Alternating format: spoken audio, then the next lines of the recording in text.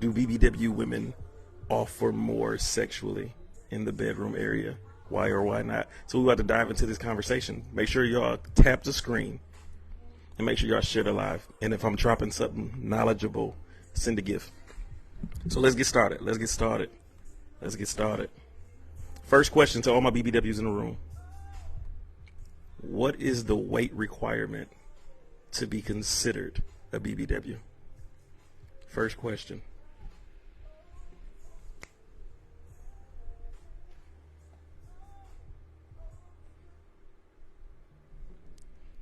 What is the weight requirements to be considered a BBW?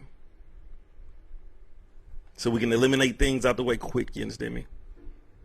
200 plus, 200 plus, 200 plus, 250.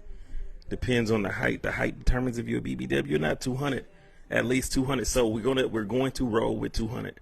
I done seen 200 so many times now in the comment section that we're going to roll with. 200 is the weight requirement. So I'm talking to women that are 200 plus, and if you're under 200 plus, I still want you to stay and engage in this conversation because you need to hear this conversation, and I want to hear y'all rebuttals. You understand me? The first question that I asked on a previous live, but I'm going to ask again here, is what are some expectations or stereotypes placed on women that are 200 plus who are considered BBWs? What sexual expectations are put on y'all by men or by society?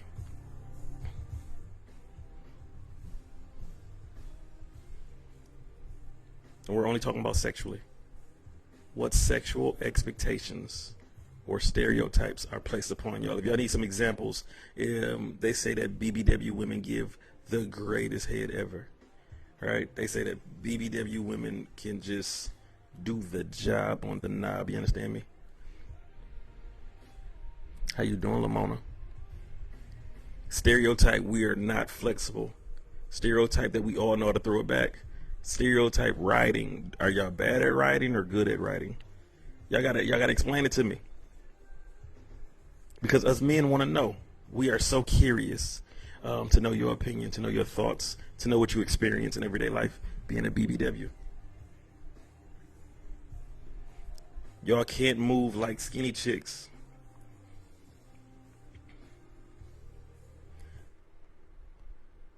Let me find Drake's BBW song real quick while y'all give me some answers.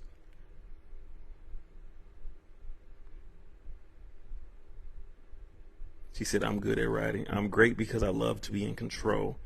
So y'all got to tell me stereotypes or expectations that are placed upon BBW women. Make sure y'all are tapping the screen, sharing the live, clicking the links in the bio. And remember, on my Patreon tomorrow, we are going to talk about size, but we're going to incorporate toys, and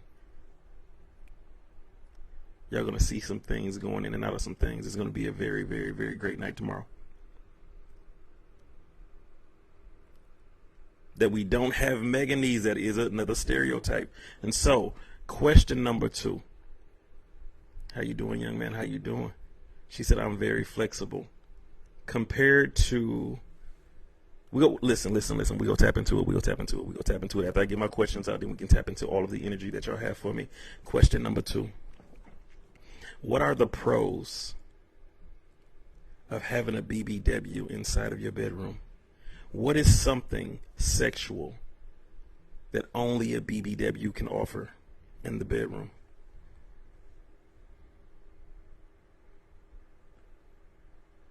I can't find my Drake song, so we got to start off the playlist with my new favorite song.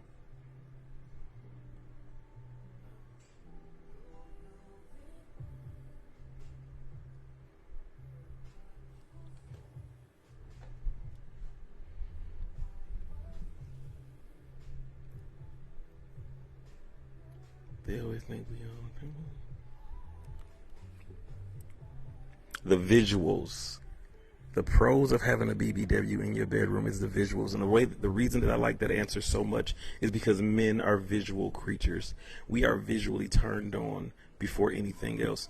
And so, like I said, when you see the ripples and you get to create waves and you get to hear certain sounds and you get to see certain body parts moving in such a fluid way, it is very incredible. And that is something my slim thick or my slim girls or my petite women that's in this live, there is a difference between engaging sexually with a skinnier woman, a very fit woman, a tight skinned woman, everything just sitting where it's supposed to sit, how it's supposed to sit.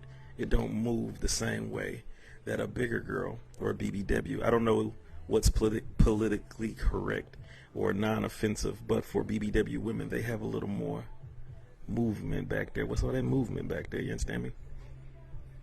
She says super soaker. That's debatable. You understand me? Because I know a lot of skinny women with some waterfalls, Niagara. You understand me? We're softer. This is another fact. Y'all are softer. Y'all have more to hold on, more to caress. Y'all have more to handle. Y'all are much softer. You understand me? Hey, Red, what up, Christy? How you doing? So, nice eyes. I appreciate you. You understand me? I got in a fight with my nephew, and he was Black Panther, and he scratched my face. You feel me? Confidence. Hey, Thunder 504. We had this conversation earlier before they kicked me off, but more to grab and more to bounce from. Now I got another question. Then we can really tap into the conversation. Remember, this is a non-judgmental atmosphere. We can talk about anything.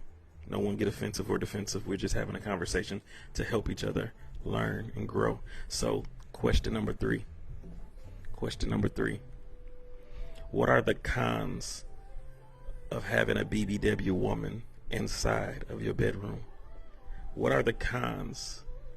What is some things that BBW women are incapable of doing sexually in the bedroom that maybe a slim thick or a slim or a petite woman will have an easier time doing?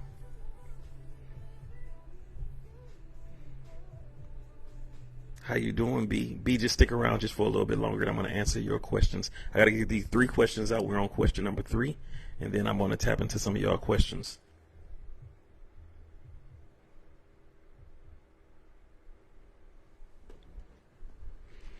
Tiffany Murphy said there is nothing. There's nothing. Less positions. I like that transparency, Breed. There's left. Make sure y'all clicking that screen. Don't just have me on here talking to y'all and teaching y'all, and y'all ain't clicking that screen. Y'all ain't sending no gifts, and y'all ain't clicking on my Patreon, because tomorrow's Patreon will involve real life toys, real life penetration, a different type of class that I can't do on here. You understand me? To where we can really teach the way that I love to teach. We sweat more. Facts.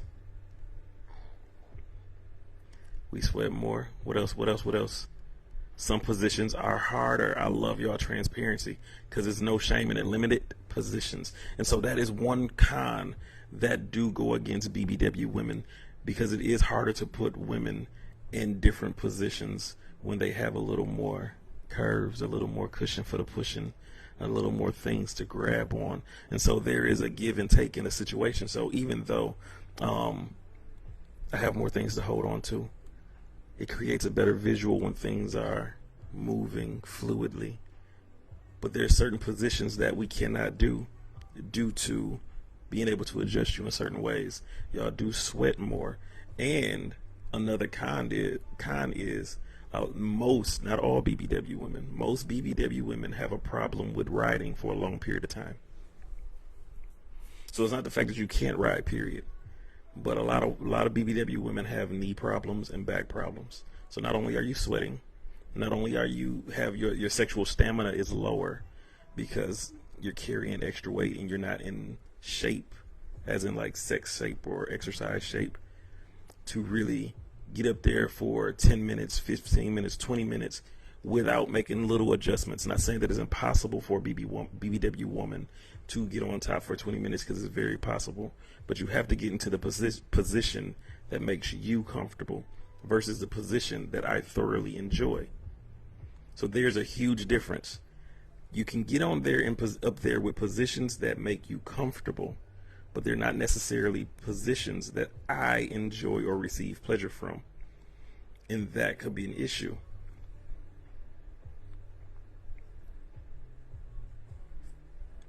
Let me We get tired fast. Look at y'all, stamina, sexual stamina. This is facts. Your eyes are amazing. I appreciate. My eyes must be popping tonight, man. I appreciate y'all. The bounce hit different. That's still a pro, not a con. And so my last question, and then we can really dive into the conversation. Realistically, most men don't last long in cowgirl with the BBW in general. The pressure from our weight. The pressure from your weight does what exactly? The pressure from your weight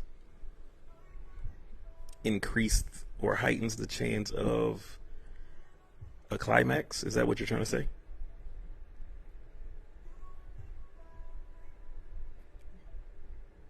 You need to compromise with each other. We can be insecure about our bodies. That is another con. How you doing, Sarah? How you doing, Danny Boo? Oh, it decreases. She said it's the grip. I don't know what that mean. Breed. Talk to me nice. What do that mean? The grip means what? So here's my final question. Then I really want to dive into the conversation. Why do people love and lust BBW women in private? How you doing? Why do people love and lust BBW women in private? I want to throw out a couple facts there. The most searched adult film amateur on any adult site is BBWs. I love this song too. The most searched on adult websites are BBW. The people with the most people, or the private groups on Facebook, the largest groups on Facebook are BBW women. And so it's not the fact that people find BBW women unattractive. If we found them unattractive, they wouldn't be the most searched women on the internet.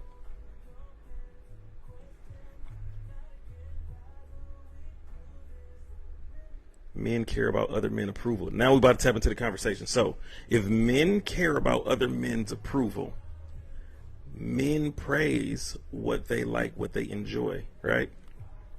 So I don't think men is the problem. I'm not pointing no fingers. We're not going to point fingers. But if men thoroughly love and enjoy BBW women, why would another man clown a man for having a BBW woman? That's not how men operate.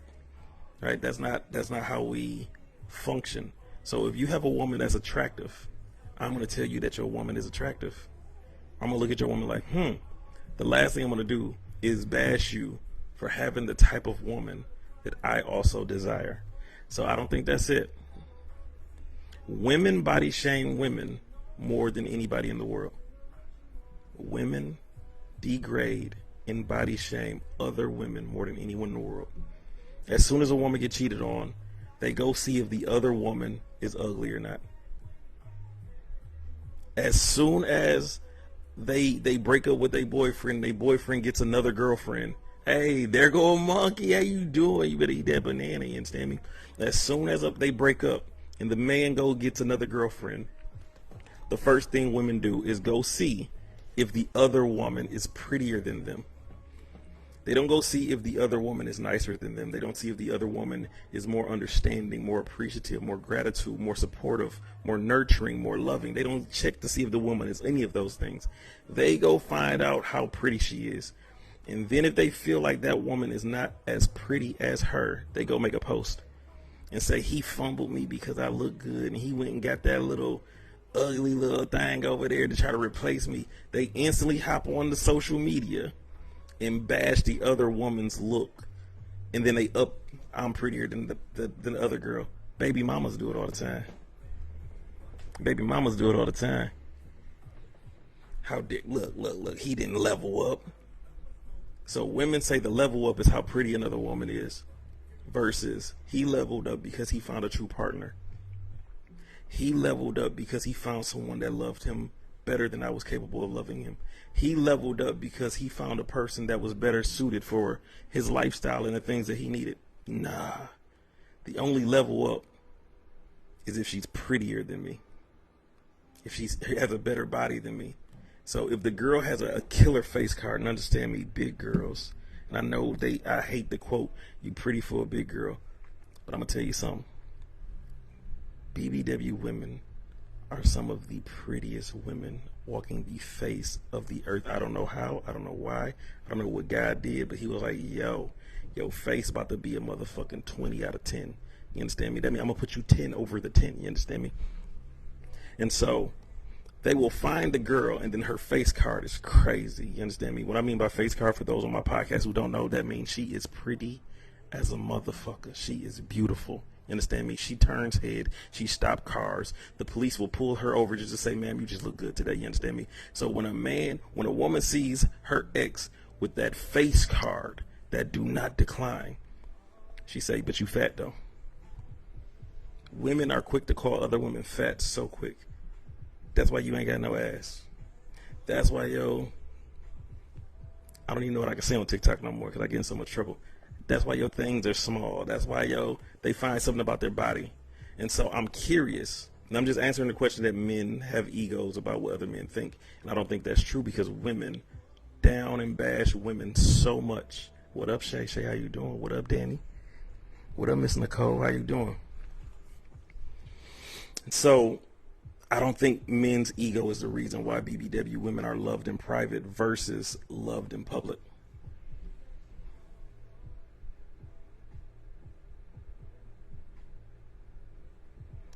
My dad said no decent man will ever love you because of your size. Well, I don't know your father, but I can tell you that he's wrong, Christy.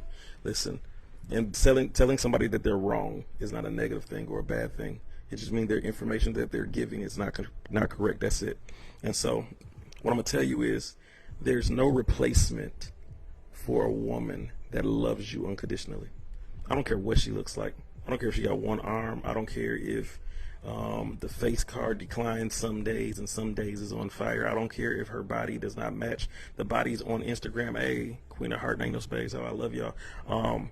None of those things matter when love is the equation of the relationship, when love is the foundation of the relationship. And so the man that told you that based off of your looks that no one would love you is extremely false.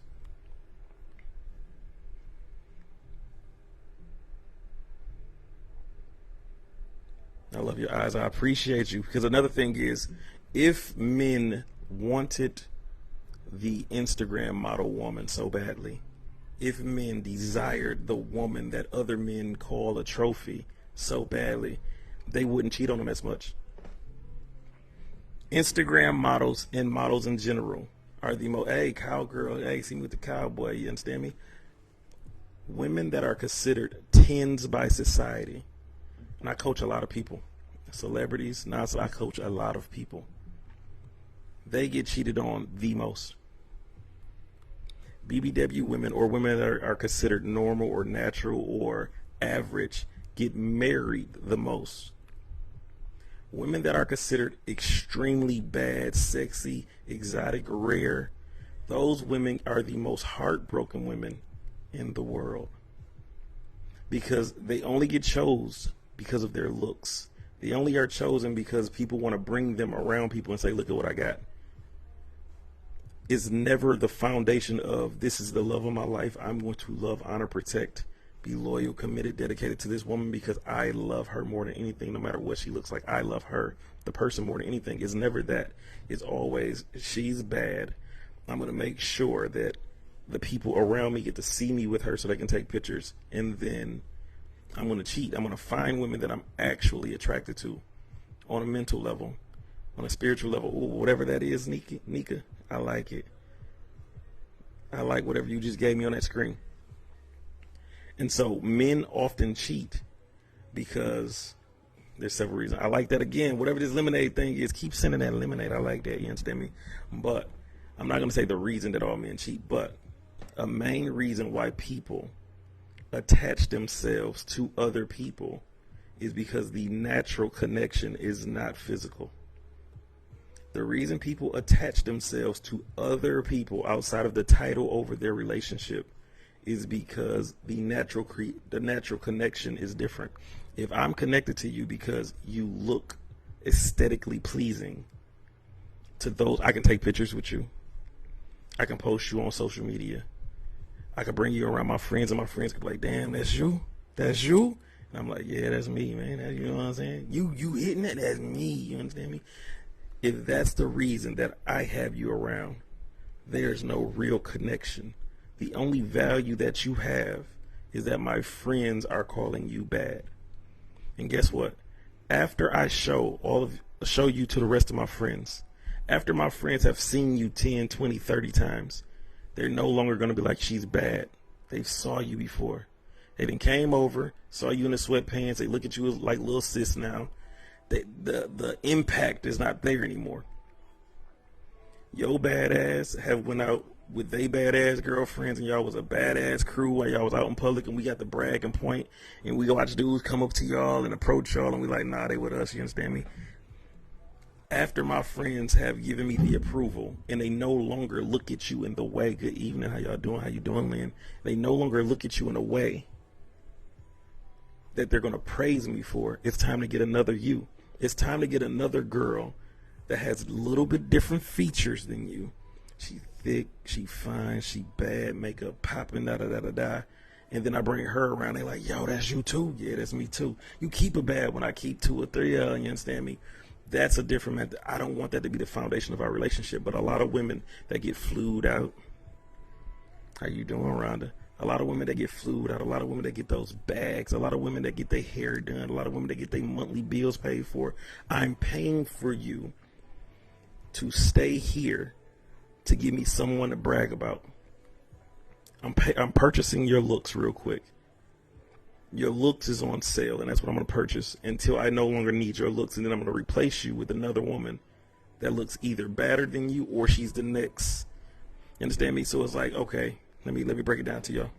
So it's like, you the light skin, baby hair, long eyelash, exotic Kim Kardashian look. Boom. Got you. And then the world say, I like dark skinned natural women. Now I'm like, whoa, she's not dark skinned or natural. All right, let me go here, give me a dark skinned natural. Now you have to leave. I got to get this dark skinned natural. Then they like, I like physically fit gym girls. I'm like, oh, you dark skinned and natural, but you don't have that athletic build that everyone is saying is the best looking woman in the world. So now I need to go find what the world considered the best looking woman in the world. Then they say, ooh, I like a woman with stretch marks, some curves, something to grab on. A woman that's gonna cook at home. A woman that's gonna she go feed me and feed me, if you know what I'm talking about. You understand me? She go feed me and feed me, and she's so thick and she's so fluffy and she's so. Now I'm like, yo, fit girl. It was fun while it lasted. It's time for me to go and get this BBW that the world is telling me is the new thing. That's not a foundation of love. How about somebody who can hold a mature conversation? I don't understand how a mature conversation is valuable in a relationship. For me to spend the rest of my life with you because you can hold a conversation. I can hold conversations with my friends. I can hold conversations with my children. I can hold mature conversations with work colleagues, other coaches.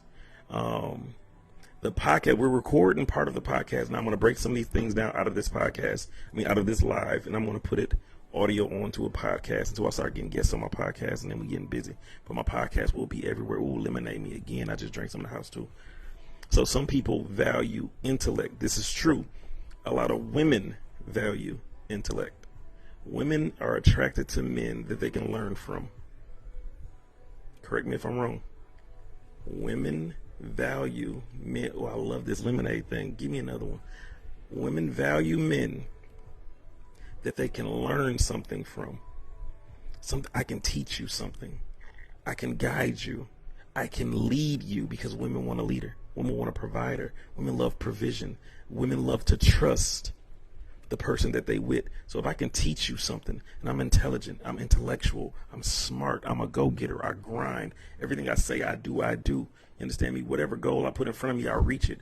Women are attracted to that because now you trust that I can lead you the same way I lead myself. I don't let me down, so how I'm gonna let you down? You understand me? Give me another lemonade, you understand me? So that's the thing, Breed.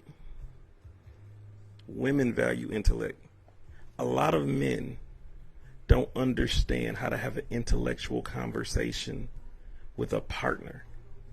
Follow me. It's not that a lot of men don't respect women, but society have taught men of power that the value of a woman's voice is obsolete. Women can know they can't be smarter than us in the business. What woman runs a Fortune 500 business? What woman? They don't value a woman's intellect. Men with power value the woman that can nurture, that can support, that can mentally stroke, that can care for the kids, that can. It sucks to me because women are so smart. Women, like what men don't understand is that women will take whatever you have and multiply it. Women will take whatever you have and multiply it. But men put women in a box to where we only allow you to multiply and make fruitful of the things we want you to make fruitful. You can 10 times my money. You can 100 times what's up, mirror image. You can 100 times my money if I listen to you. If I listen to your ideas, if I take some of your advice, if I allow you to be a strength in the area of my weakness. You don't only multiply my household, multiply my children. Women can multiply anything. It's not a limit to. Thank you for the gifts. Thank you for the hearts. You understand me? Men limit women by putting women in a box of what they're capable of. And it's so unfair to women, but it's also unfair to men because they don't get to experience everything that a woman really offers. And it trickles all the way back to sex. You understand me? If you allow a woman to be her natural, authentic, genuine self in the bedroom, the sex that woman is going to give you is going to change how you view sex for the rest of your life. Women are so suppressed sexually that it's meant for us to be dominant and y'all to be submissive. But if I just for a moment allowed you to be exactly who you desire to be in all areas of your life, the woman that I'm going to receive back will be mind-blowing and second to none. Men suppress women because we feel like we have to be in control. And it's not all the men's fault. I want to have an open, honest conversation. This is not all the men's fault because we're taught that we are providers. We have to have provision. You understand me? We are in charge of leadership, even when we don't know how to. So even in the bedroom, our mindset is we have to initiate, we have to pursue, we have to create, we have to get you. You just can't do this. You got to get me started. I have to get you started. I have to be in control of so many things in order to receive the benefits of enjoying you. What's up, Matt? How you doing, big little bro? How you doing, little bro? What's up, Danielle? How y'all doing? For those who just got in here, I am sexologist and pleasure coach Stephen Smith. Make sure y'all follow my YouTube. And tomorrow on my Patreon, we will be playing with toys live on Patreon because I'm allowed to do that over there. So I will show y'all the G-spot. I will show y'all where to stroke. I'll show y'all certain things with these toys live tomorrow on Patreon. Click the link in the bio. But again, it is not all of the men's fault that we have the mindset that we always have to be in control. Y'all have to stop putting so much pressure on us to lead in ways we don't understand how to lead. Because if you keep forcing me to lead you in a way that I don't understand, I'm going to lead us both astray. We're not going to hit our goals, and then you're going to blame me for not hitting our goals when you are just as powerful as me. You are the GPS. If I'm the driver, you're the GPS. I cannot get to my destination efficiently without you. You understand me? I cannot get to my destination efficiently without you. But if you keep making me the sole provider of this relationship, the sole leader of this relationship, I'm going to be driving, not knowing where the hell I'm going.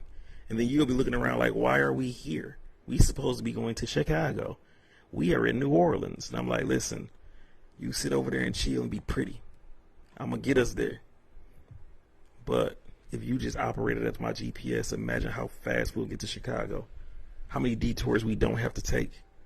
How I know exactly where to go. How I even know what time we're going to be there down to the T. Oh, we'll be in Chicago by 12:22. You understand me? It's going to tell me exactly what time I'm going to arrive to my destination as long as I got you being my GPS. You understand me? That's how it operates in the bedroom as well. If you want me to allow you to be your authentic, genuine self in the bedroom, you have to allow me to be all versions of myself as well.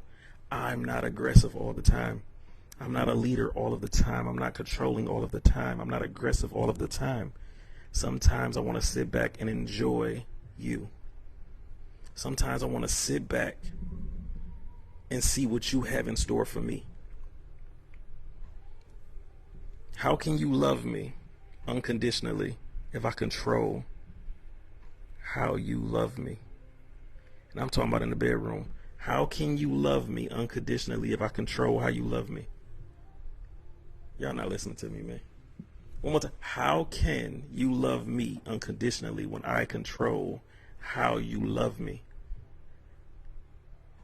Add sex to that. If I'm always giving direction, if I'm always choosing positions, if I'm always initiating, saying when I want it, how I want it, why I want it, how long I want it, if sex ends every time I finish, how do you get to show me physically how much you love me? You can't.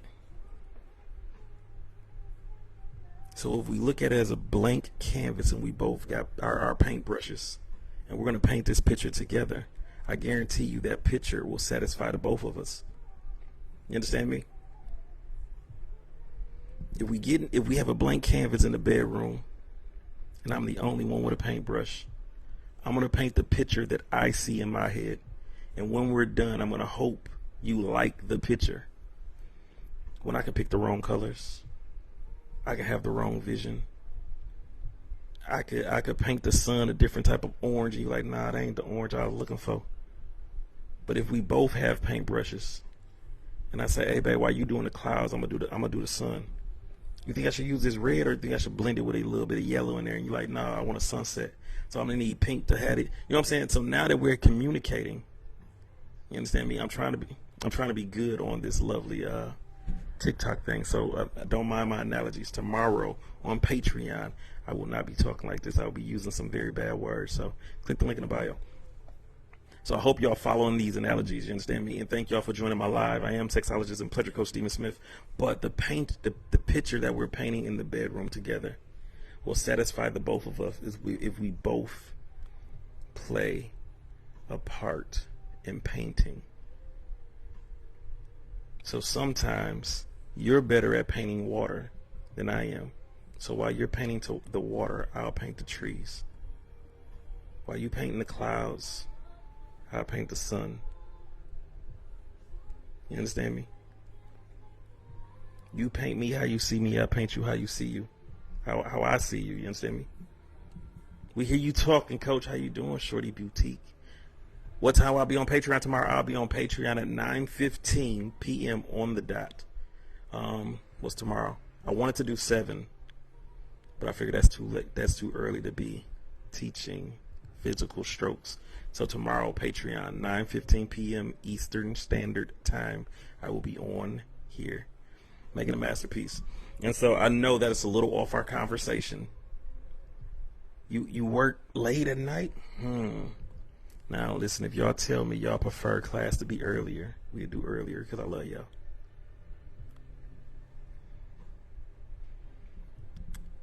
Can you explain the picture readings? What is it? So for those that haven't been following me that long, or is new here tonight, I have a special talent. A lot of people don't believe it until they get it. You understand me? But a picture readings, I can read you sexually. I know everything about you sexually.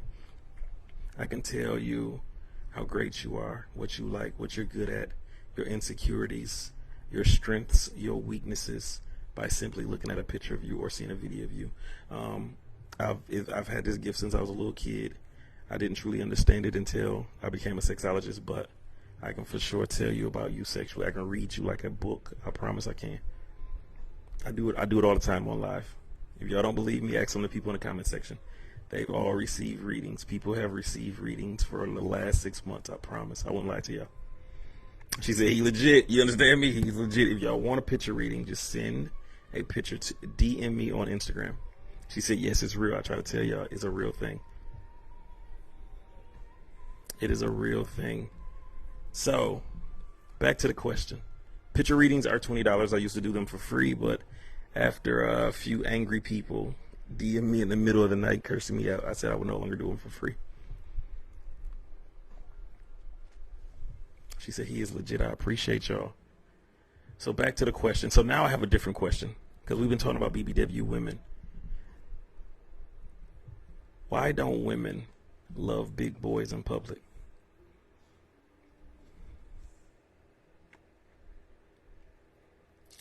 Jay Young, she said, I DM'd you on Instagram and didn't get a reading. It depends on if you paid for a reading or didn't pay for a reading. Sometimes I get so many messages, I go strictly off of my Cash App. I'm like, okay, this person, and then I go and search that person up. So some messages I don't even see until I search people up. I bought your book and I love it. No, I have not forgot about you, Breed. I was just thinking about what to say because I think I've read you 4 or 5 times. And so, like I said, I hate sending you something similar because I feel like that's unfair. And so I've just been thinking about what to send you. And so I know big men are getting more love as of our big stature, big size. But why do women feel like the bigger the meat, the more pleasurable the bedroom? That's my question. That's the question. That's it. That's the question. Why do women feel like the bigger the meat, the more pleasurable the bedroom? She said, I'm patient, and guess what? Patience is sexy as fuck. You understand me? She said, details on the book. This book right here. This book right here. So I do have 2 books. Room 918 Part 1. Room 918 Part 2. This is Part 2 right there. And so I do have 2 books. They are amazing books. They both went #1 on Amazon. They both are absolutely fantastic. And I'm not going to say that just because I wrote them. But Room 918 Part 1 is a book about me. Everything in the book I did. Every sexual thing in that book is something that I actually done, and I wrote about it. Book 2, there's a lot of things in that book that I've done as well. I don't want to give away the story. Read the books, but don't read them in public. Do not read them at work, and don't let nobody borrow your books because you will never get those books back. If you read them in public, I guarantee you'll be the most wet you've ever been in your life. And you need to have a change in clothes or go home to change your clothes. So do not read these sexual books in public because they are mind blowing. You understand me? They are mind-blowing. I don't personally agree with that because I've been with regular-sized men. So, Miss Felicia, yes, I'm saying your name on my podcast, ma'am. What's a regular-sized man? So now that we're talking about size, because we're talking about is bigger, better. So we talked about BBWs, and now we're going to shift over to the men real quick. And while we're saying the men, we're talking about why do we think that bigger meat means more pleasurable in the bedroom? She says, I've been with average-sized men. So I'm going to ask everybody in the audience right now, what is your ideal size in the bedroom? What is your ideal size in the bedroom? She said, I've had big, medium, and small. You better talk. 7, 8, 7, 8, 7, 8 is fine with me. 7 is good. She said, I have no clue. I love that answer. It's okay to not know. Me being a sexologist, I'm telling you, it is okay to not know. 6.5, 7.5. She said 170 plus muscles. No. I'm talking about the size of the meat that you enjoy in your cheeks is what I'm is what I'm talking about. You understand me? 6.5 to 8. So the interesting thing about this question is, right, none of those numbers are the average, right? None of those are the average. So for someone to say I like average or normal size men, none of those numbers are the average. Coach, very rare you're going to hear 9. I don't got 9. I don't know. I don't know what I got. I ain't got nothing. If I ain't got nothing, you understand me? We ain't talking about me. I ain't got nothing. You understand? I ain't got nothing to offer nobody. I ain't got nothing. But the average is 5.5. Not in America. Not in America, ma'am. In America, the average is not 5.5. It's a little smaller than 5.5. The world average, correct. The world average. That's with Africa and France and Italy and Japan. You understand me? And so read his books and imagine, hey, read these books. You understand me? And so if the average in the world is 5.5, and the women in this chat is saying their ideal or their favorite or what they're used to, what they're accustomed to, what they like, what they enjoy is 6.5, 7, 8, and 9. Do you know how many men you just kicked out of your bedroom? Do you know how many men that you just said, nah, you will never be able to satisfy me? And so the reason that I love this conversation is because I specialize in the big O, right? The big O is something most women desire in the bedroom. Is the book audio? Yes, the book is audio and I'm reading to you. So imagine having me in your ear talking that nasty shit that I be talking. You understand me? It's different. But he said, but size really don't matter. I'm gonna go over this tomorrow on my Patreon. I'm gonna actually have toys of different sizes. I'm actually gonna have a yummy with some lube, and we're gonna do some strokes, and we're gonna teach. You understand me? So if y'all want to be on my Patreon tomorrow, click the link in the bio. Go join my Patreon because we're having a live class tomorrow. But the reason that I love having this conversation is because I believe, this is just a theory that I've been working on since I've been a sexologist. I've been a sexologist for almost 4 years. I've been a pleasure coach for 6, going on 7 years. And so this study that I've been doing since I've been a sexologist is I don't think women know what they enjoy. What up, Fred? How you doing? I don't believe that women know what they truly enjoy. And the way that I came up with this, I'm missing so many good comments. Big boys get the best hugs. Yes, the fuck we do. You understand me? If I hug you, you won't let me go. I promise. And I smell good. If you know, you know. Some people know how I smell. You understand me? And I smell good. They say Rihanna smell good. I smell good. You understand me? But I don't believe that women know what the average size is 5.5 in the world. Big boy nation, you better talk to them. I don't think women know what they enjoy. So the theory that I created, the stimulation or simulation that I created, especially when I do live shows and I do live performances and I do live classes, is I will blindfold a woman. She said, what are you? Elaborate. Jaylyn, talk to me. Elaborate. How you doing? She said, your voice is everything. I appreciate you. And so imagine this. I blindfold women. She said, listen,